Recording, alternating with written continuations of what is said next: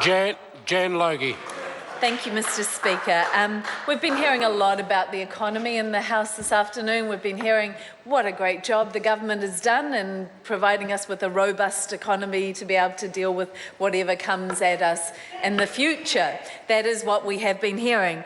Well, I want to question who's been benefiting from that economy this afternoon, Mr. Speaker, because the household income survey that came out last week showed that a third of households in this country, 33%, saw no rise in income in the past year, and that 45,000 more children are now living in poverty in just 1 year.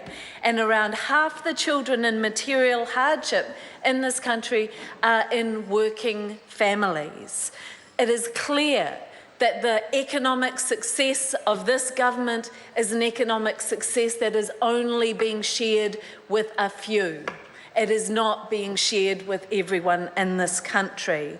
And I want to specifically today congratulate Simon Collins from the Herald today for his story on the cost of going back to work for families, because this government has put so much of their credibility on the line of getting families into work as the answer to poverty. Well, this article in the paper tells us very clearly that getting into work is not an answer to poverty in itself.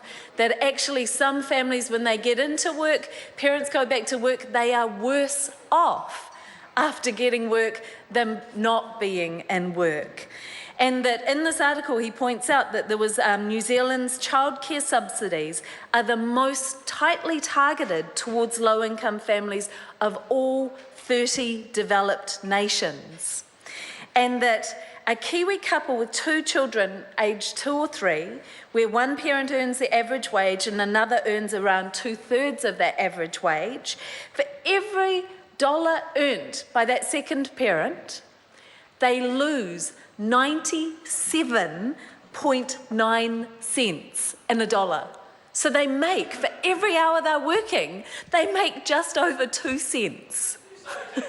That is extraordinary, and that is a result of this government's policy settings. And that is not fair when we have such a problem with working poverty in this country. We need desperately to give these families a fair go, to be able to look after themselves and look after their children. And that needs a change in policy settings. New Zealand has the worst outcome on those measures of 34 OECD countries listed. And this is also, the outcomes are worse for sole parents as well compared to the OECD averages. And the government has been busy making it worse, not better. That they introduced the working for family tax credits used to be indexed to the cost of living. But since this government in 2011 changed it, families have to wait until inflation reaches 5% before there is an increase in their working for families. Now, this change in policy by this government that was not flouted as something significant is estimated to have cost or saved the government $1.1 billion since 2011. That's $1.1 billion that could have helped families put food on the table and secure a roof over the heads of their kids.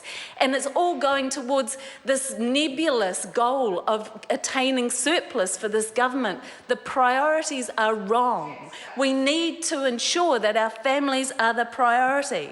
And the 2015 budget package will actually even make this worse, because they're increasing the working for families abatement rate by 1.25% and have dropped the threshold at which it kicks in. So a family where they're earning the minimum wage, working 60 hours a week on $46,000 a year are about $2,225 a year worse off in real terms by their child hardship package. Supposedly meant to address child hardship and support families. They're actually going to make life tougher for a group of vulnerable families who are working and trying to do the best for their kids.